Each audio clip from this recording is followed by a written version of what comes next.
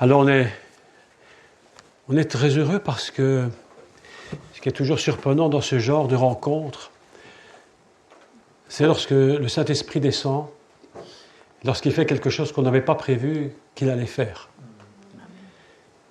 Et ce soir, ce n'était pas prévu, puis j'étais très heureux d'entendre les différentes paroles qui ont été données.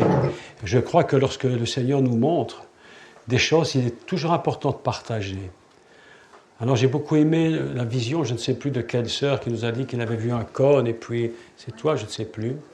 Et puis c'est très étrange par cette image, et très surprenante, parce qu'en finalité, on a l'impression que ça vient d'un point central, et puis ça se répand sur tout le monde.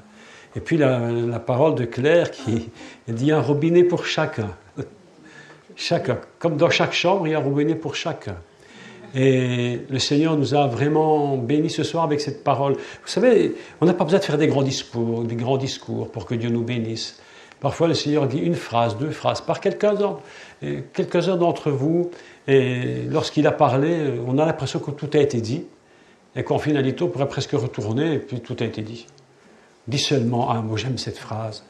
Dis seulement un mot. Dis un mot et mon serviteur sera guéri. Et ce matin, je priais, et enfin tout à l'heure, oui, je priais, on était ensemble, et cette image qui était dans mon esprit très forte. Je sentais cette parole du Seigneur qui me disait, je ne suis pas loin là, je suis au bout du chemin.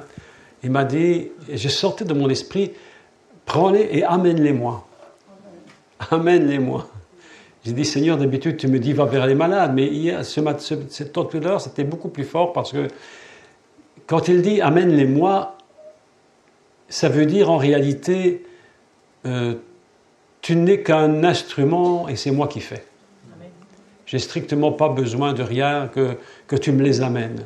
Le secret d'un bon enseignant, d'un bon prédicateur, je crois que c'est d'amener les gens au pied de la croix. C'est les amener au pied du Seigneur. On peut prêcher beaucoup de choses, mais si ce que nous prêchons n'est pas pour les amener au pied de la croix, c'est-à-dire là où se trouve le secret de l'alliance, puisque c'est de ça qu'on parle. Vous savez pourquoi Jésus est mort? Pour nous pardonner nos péchés, bien sûr. Mais nous pardonner nos péchés, c'est le moyen pour quelque chose de plus important, encore de plus grand. Alors on dirait, mais le maximum, c'est le pardon des péchés.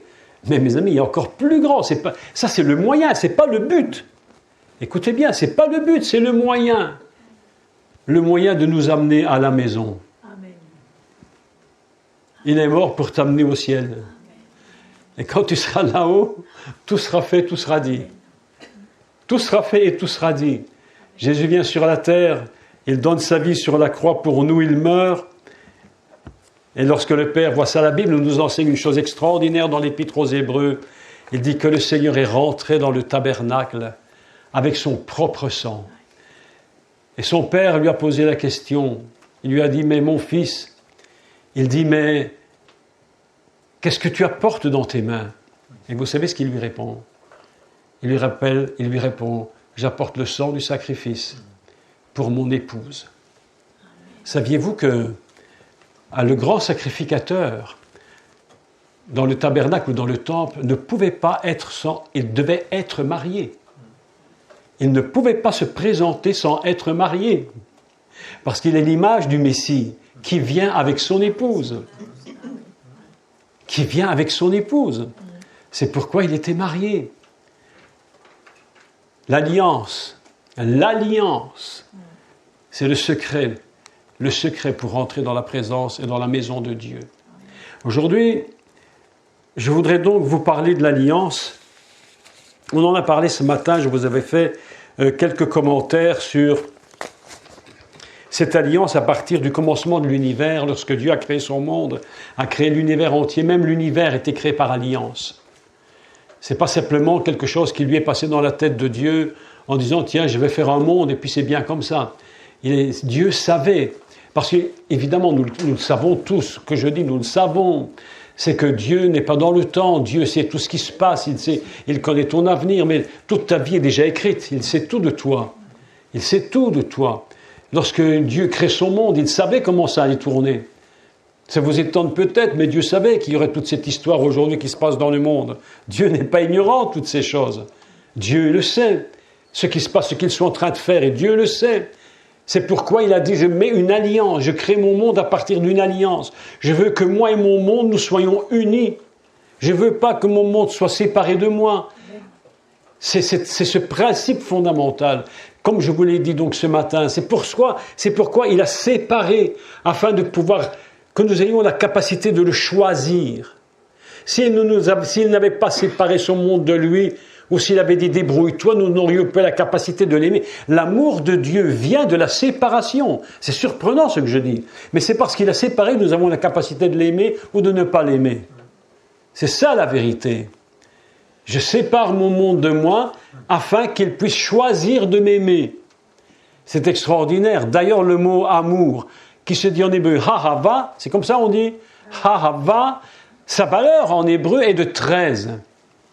Donc l'amour de Dieu, 13, hahava, et toi tu l'aimes. Hahava, 13 et 13, 26, et 26 c'est le nom de Dieu. Yud, He, Vav, He, l'éternité. Quand tu aimes le Seigneur et qu'il t'aime et que vous unissez vos deux amours ensemble, ça s'appelle l'éternité.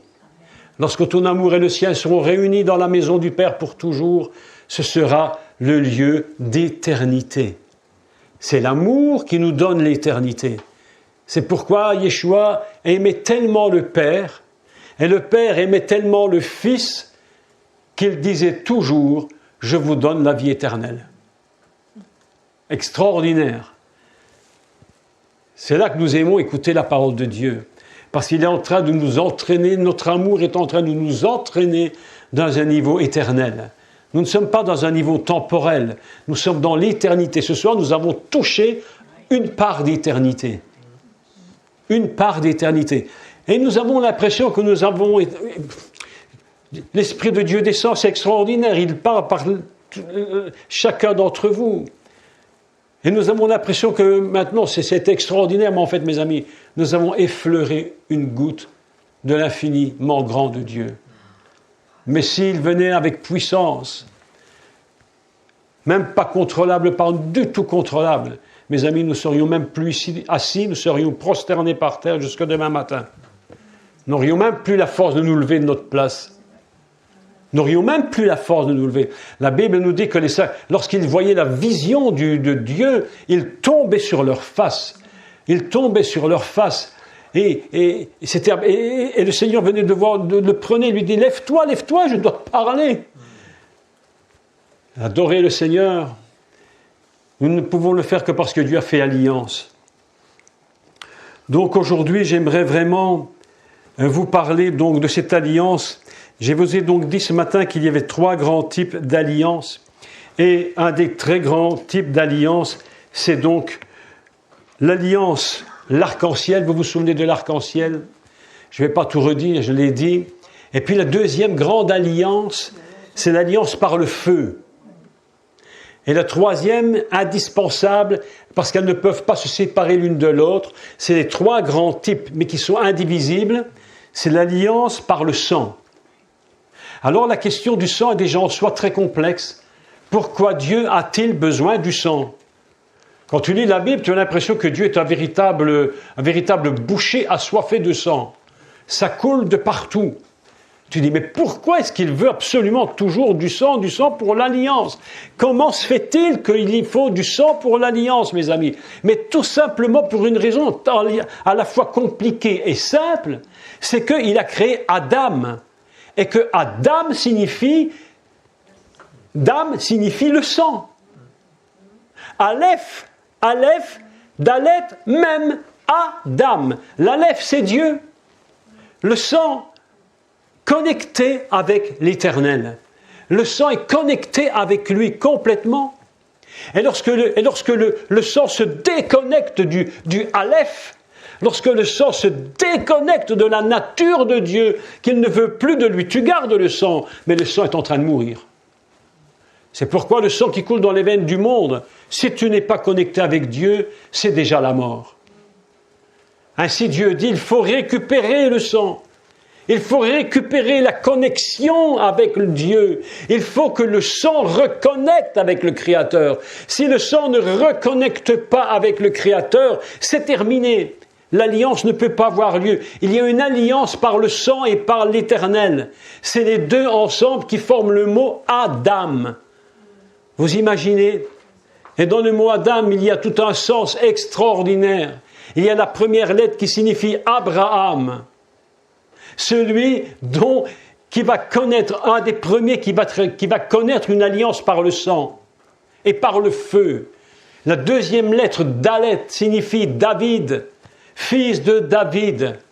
Et la troisième lettre même signifie Mashiach. Ainsi, dans le Adam, nous avons Abraham, nous avons David, celui qui est le cœur, le centre. Je veux dire qu'il est la charnière entre les deux niveaux, entre le niveau céleste et le Messie qui est venu. Et c'est pourquoi il s'appelle fils de David. Adam n'est pas n'importe qui. Et c'est pourquoi l'apôtre Paul va dire cette phrase absolument extraordinaire. Il va dire que le Messie, c'est le dernier Adam. Parce qu'en réalité, il a reconnecté le sang avec le Père. Et le Messie avait un sang qui était parfait, qui était pur et qui n'a pas été touché. Le Messie a vaincu le diable parce qu'il n'a pas laissé le péché rentrer en lui. Mes amis, je le dis 1 million de fois, mais je le redis. Il est plus facile de bâtir un building sans rien au milieu du désert que de résister au péché. Résister au péché, c'est quelque chose de terrible. Quelque chose d'incroyable. Alors on imagine toujours les grands péchés catastrophes, mais les petits péchés même, pour les vaincre, mais c'est quelque chose de terrible. Vaincre le péché, c'est quelque chose qui est quasi impossible. C'est pourquoi nous n'avons même pas la capacité de vaincre le diable, parce que nous avons des péchés. Il peut encore avoir des choses. Le seul capable de vaincre le diable, c'est le Messie. Et si nous sommes vainqueurs sur le diable, ce n'est pas à cause de nous, ni certainement pas à cause de nos mérites. C'est parce que le Messie l'a vaincu. Parce qu'il était un sang qui n'a pas été touché par le péché. Et Yeshua va dire cette parole absolument magnifique. Le diable n'a rien en moi. Le diable n'a rien en moi. Comment veux-tu pouvoir gagner et le vaincre si tous les matins tu lui serres la main?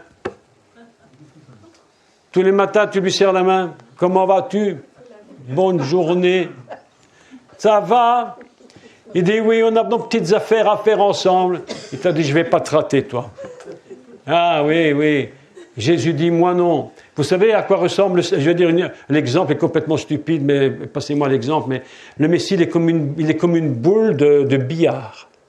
Tu ne sais pas la prendre avec les doigts.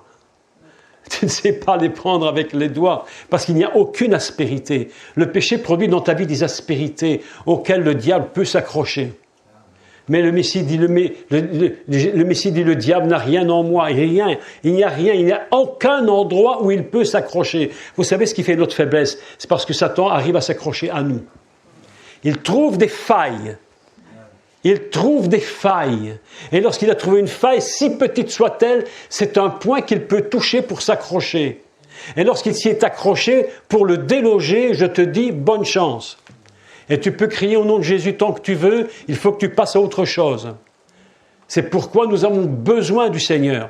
Nous avons besoin de cette alliance par le sang. Parce que tant que le sang n'est pas reconnecté, nous ne pourrons jamais rentrer dans le royaume des cieux. Nous rentrerons là-haut avec un sang connecté par le Messie.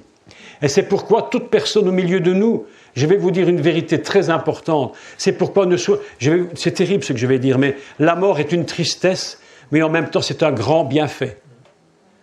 Un grand bienfait. Parce que si tu n'étais pas mort, tu ne pourrais pas ressusciter glorieusement. Et c'est la mort qui nous amène dans la gloire. Et c'est pourquoi la Bible nous enseigne que la mort des justes a une grande valeur aux yeux de Dieu. Parce qu'il sait que la mort pour nous c'est une catastrophe. Tu sais ce que c'est la mort pour Dieu? C'est pas la catastrophe. D'ailleurs Jésus dit, il ne dit pas il meurt, il dit il dort. Mais la mort n'est pas une catastrophe en soi. Tu sais pourquoi? Parce que lorsque tu retournes dans la terre, tu retournes dans la matrice, là où tu as été pris. Et c'est dans la matrice qu'il te recrée parfaitement. C'est la vérité ce que je vous dis. C'est pourquoi il faut que l'alliance fonctionne par le sang. Parce qu'il faut du sang connecté à l'éternité, du sang connecté à Dieu, le seul qui a vaincu, le seul qu'on peut dire de lui, il n'était sans péché, son sang n'a pas été touché par le péché, il n'a jamais péché, nous dit la Bible. C'est pourquoi le Père a reçu ce sang dans le tabernacle céleste. Aucun sang ne put rentrer dans le tabernacle céleste. Aucun sang. Ni le sang de l'abbé Pierre, ni le sang de sœur Teresa, ni le mien, ni le tien. Non, mais je vous le dis, parce que les gens s'imaginent en disant ce sont des saints. La question n'est pas du tout là, mes amis. La question n'est pas là. La question est de savoir est-ce que le sang est pur pour rentrer dans le ciel. Dans le ciel, lorsque nous serons là-haut, mes amis, nous serons sur la protection, sous l'influence éternelle du sang éternel. Une chose que les gens ignorent, parce que nous, dans notre petit monde à nous, et dans notre petite tête à nous, nous avons du sang qui coule dans nos veines, on fait des prises de sang, vous savez, aujourd'hui, on nous en fait pour tout et pour rien, enfin, ça rapporte de l'argent, qu'importe, et puis ils nous prennent du sang, mais ils ne savent pas ce que c'est. Ils ne savent pas que la réalité de ce qui coule dans nos veines était avant que ça coule dans tes veines, c'était là-haut. Le sang divin est là-haut. Le sang là-haut, tu dis, mais comment est-ce possible? C'est la vie de Dieu. C'est pourquoi il est écrit dans la Bible, faire attention avec le sang. Tout n'est pas permis avec le sang. L'alliance par le sang, l'alliance par le feu. Donc je voudrais aujourd'hui, on va lire un texte ensemble et nous allons commencer par la seconde alliance, l'alliance par le feu. Quelque chose de très étrange d'ailleurs, l'alliance par le feu. Et pour ce faire, je voudrais que nous prenions le livre de Genèse, qu'on appelle donc le Bereshit, le livre de tous les commencements. Et dans le livre de Genèse, au chapitre 15, je vais essayer de vous expliquer ce texte, très surprenant d'ailleurs, très complexe, d'où je ne saurais même pas aujourd'hui tout expliquer en détail, ça prendrait des jours et des jours. Parce que lorsque je le lis et que je le repense constamment, je me dis, mais c'est tellement impressionnant que pour l'expliquer, ça demanderait peut-être des centaines d'heures. Tellement le texte est impressionnant. Donc ce que je suis obligé de faire avec vous, c'est de prendre les idées fondamentales, de vous les transmettre pour que vous essayiez de comprendre de quoi il s'agit. Donc nous sommes ici dans l'histoire d'Abraham. Et Abraham, évidemment, donc a quitté, vous le savez, Ur-Kasdim, et il est parti donc dans le pays que l'Éternel lui montre, mais dans ce pays vers lequel il va y avoir tout un chemin qui va se dévoiler devant lui. Et à chaque fois que Dieu va lui faire la promesse, parce que Dieu va lui répondre la promesse plusieurs fois. Dieu ne va pas lui donner une promesse une seule fois. Dieu donne la promesse plusieurs fois à Abraham. D'abord Abraham. Et puis, à chaque fois qu'il lui donne la promesse, il rajoute toujours une dimension à la promesse. Voilà quelque chose de surprenant. Pourquoi est-ce qu'il lui donne une dimension nouvelle? C'est pour élargir sa vue. Il faut élargir. Une vision, ça s'élargit. Et il ne faut pas dire « Dieu m'a parlé hier, mais demain, Dieu peut te rajouter une dimension à ta promesse. » Donc, Dieu va parler à Abraham à chaque fois qu'il lui parle, il rajoute une part de dimension divine. Vous comprenez? Bon, ça c'est une explication globale, grosso modo, et je ne rentre pas dans tout le détail là-dessus, impossible. Mais nous allons arriver à un point où Abraham est dans une marche. Et Abraham va arriver à un moment donné où une question vraiment très importante va se poser.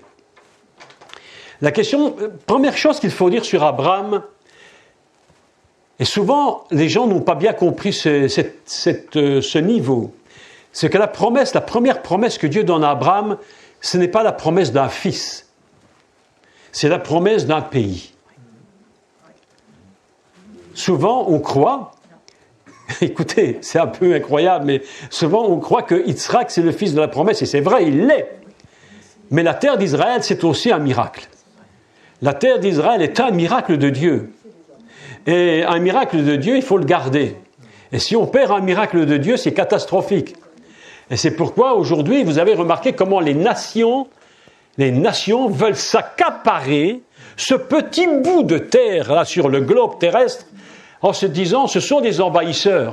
Et puis tu vois un petit bout sur la planète et eux c'est les envahisseurs, mais à côté c'est immense, mais c'est pas grave. Perdre la terre d'Israël, mes amis, c'est dramatique. Mais Dieu donne d'abord la promesse d'une terre. Parce que, avant de donner un fils, il faut un endroit pour mettre le fils. Ben oui. Donc il commence par le début. Il y a des gens qui ont une vision, ils commencent par la fin. Il ne faut pas commencer la vision par la fin. Il faut commencer par le début. Il commence à lui dire, Abraham, quitte Ur en Chaldée, Ur-Kalsim, pour aller dans la terre que je te montrerai. Et Abraham, jusque-là, écoutez, le problème n'est pas trop grave, parce que il va partir, il y croit. Mais cette terre d'Israël doit être occupée. Et ce n'est pas un homme seul, avec son épouse, qui peut occuper une terre. La France, elle est la France, parce qu'il y a 60 millions de Français. Si tu mets un Français en France, pour s'occuper de toute la France, je te dis, demain, tu risques d'avoir quelques problèmes. Donc, la première promesse est donnée à Abraham au niveau de la terre d'Israël. Cette terre, évidemment, ne s'appelle pas encore Israël, bien entendu. Toujours le problème ici. Cette terre ne s'appelle pas encore Israël. Cette terre, elle est une vision, un projet. Et il va vers la vision, il marche vers la vision. Et arrive maintenant le problème. Mais comment? Vous m'entendez encore? Difficilement, compliqué. Toujours les problèmes de micro. Il dit maintenant, la question se pose. Comment je vais occuper cette terre? Il dit, mais je n'ai même pas de descendants, je n'ai qu'un fils. Et nous allons lire le texte si vous voulez bien. Deux choses sont ici en l'occurrence. Un pays, l'Égypte. Une matrice qui est comme elle-même l'Égypte, dont il faudra qu'il sorte. Donc vous voyez que la prophétie qu'il donne à Abraham, c'est une prophétie. C'est la prophétie d'Israël, de la naissance d'Israël. C'est pourquoi la naissance d'Israël a besoin d'un signe. Il faut une alliance pour qu'Israël puisse sortir. Il faut que l'alliance soit marquée. Il continue. Mais je jugerai la nation par laquelle ils sont asservis, et ils sortiront ensuite avec de grandes richesses. Toi, tu iras en paix vers tes pères. Alors ici, c'est vraiment formidable, parce qu'il lui annonce déjà sa mort. Je te donne une vision, mais je te dis, de toute façon, tu vas mourir. Quand Dieu te parle, il te dit des choses étranges. Moi, quand Dieu m'a dit, j'ai besoin de toi pour me servir, il ne m'a pas dit, mais n'oublie pas que tu vas mourir. J'y pensais pas du tout, j'aurais pas voulu qu'il me le dise. Mais voilà que le fait est là. Il dit, mais toi, tu iras en paix. Heureusement que c'était en paix. Vers tes pères, et tu seras enterré après une heureuse vieillesse. Extraordinaire quand même. Hein. C'est absolument extraordinaire. À la 4e génération, ils reviendront ici, car l'iniquité des Amoréens se n'est encore à leur comble. Je ne rentre pas dans tous les détails, c'est impossible pour l'instant. Quand le soleil fut couché, il y eut une obscurité profonde. Une obscurité profonde. Et voici une fournaise fumante. Et des flammes passèrent entre les animaux partagés.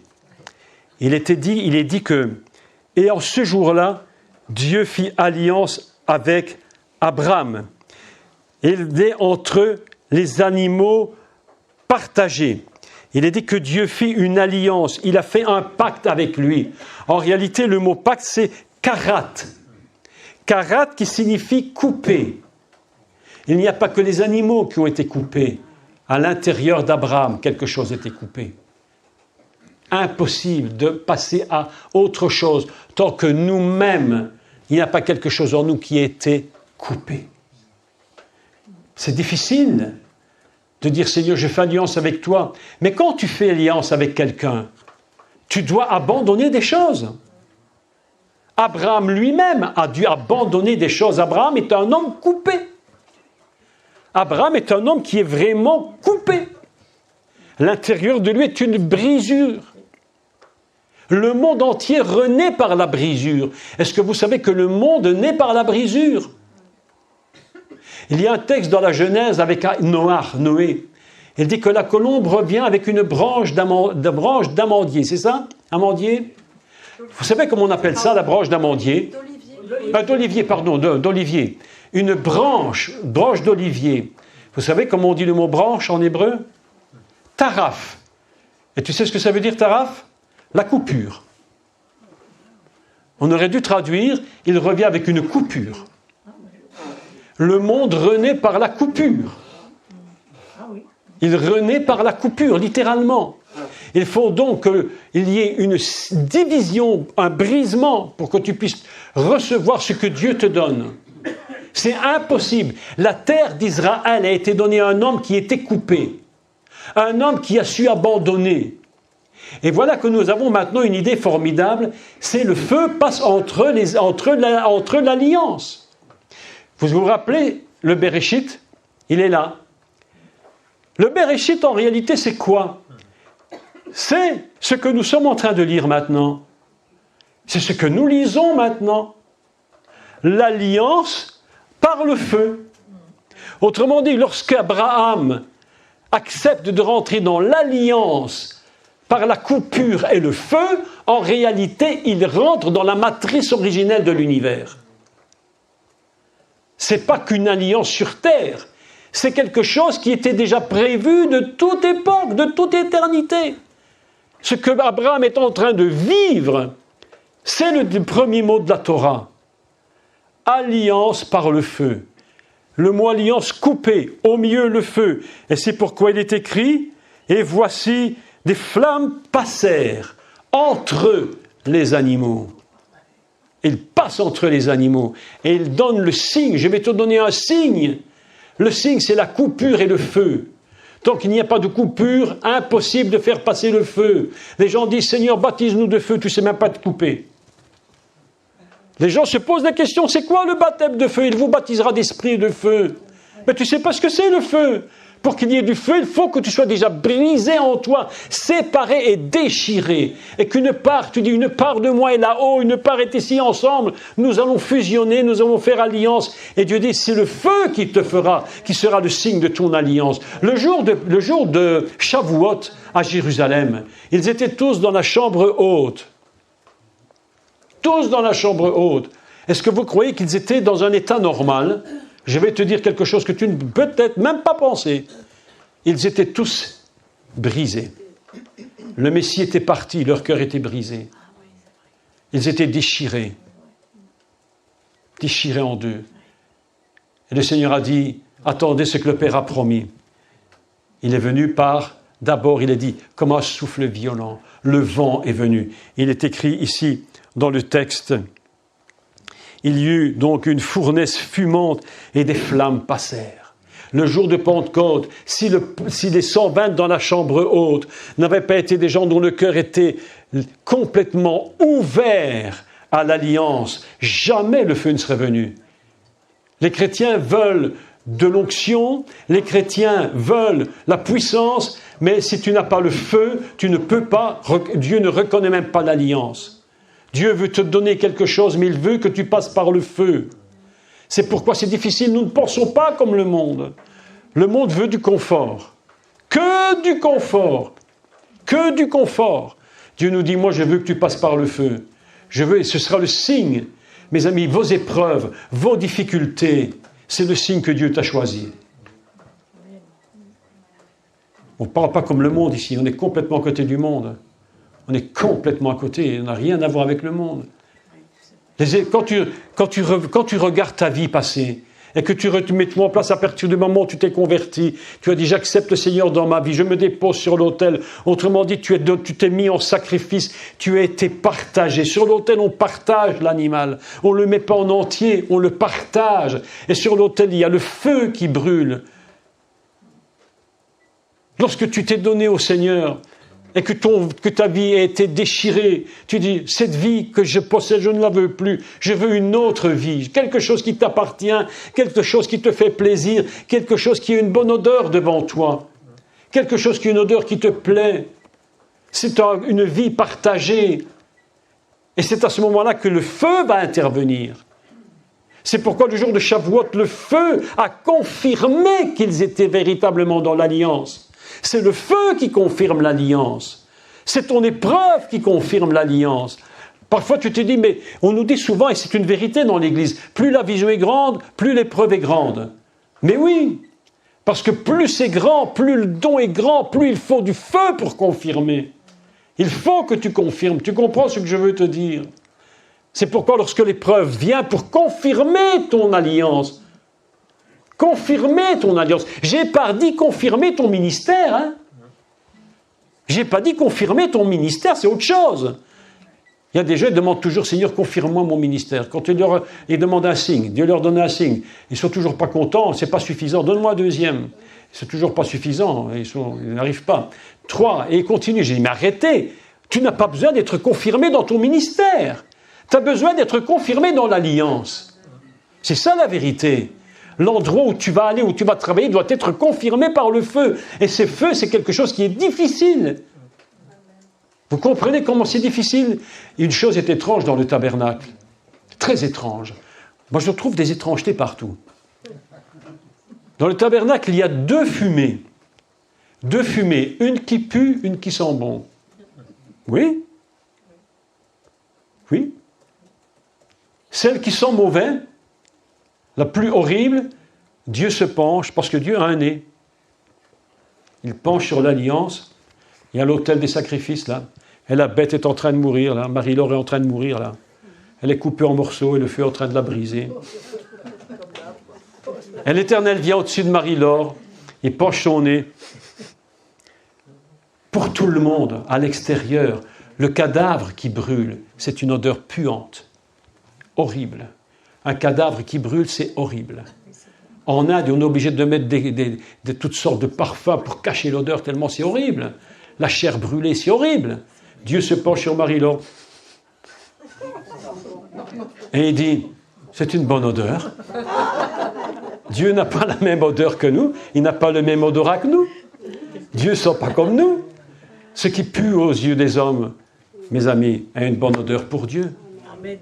Ton sacrifice, quand tu dis, moi je donne ma vie à Jésus, je me donne au Seigneur, mais tes anciens amis, tu les perds parce qu'ils ne veulent pas sentir comme toi. C'est clair.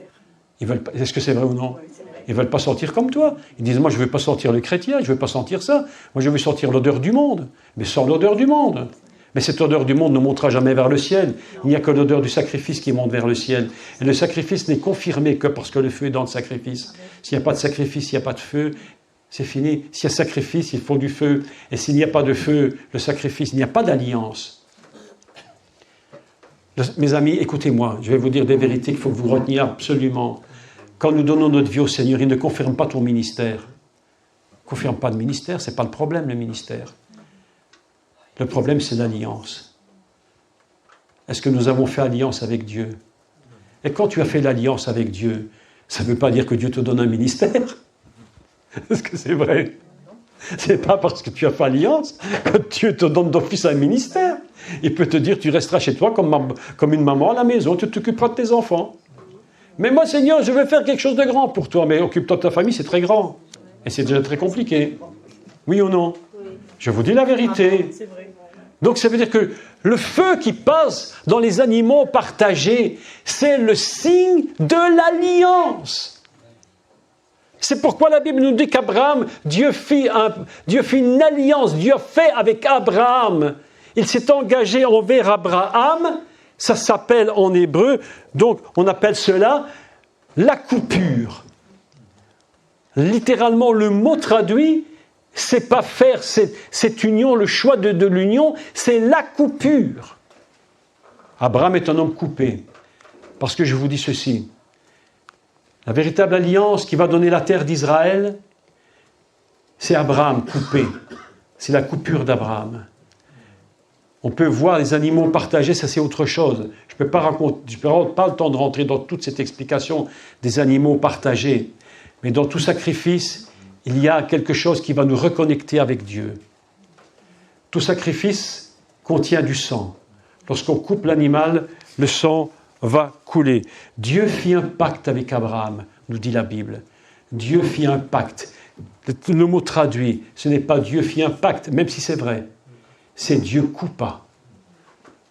Karat. Dieu coupa Abraham. Ça, c'est quelque chose.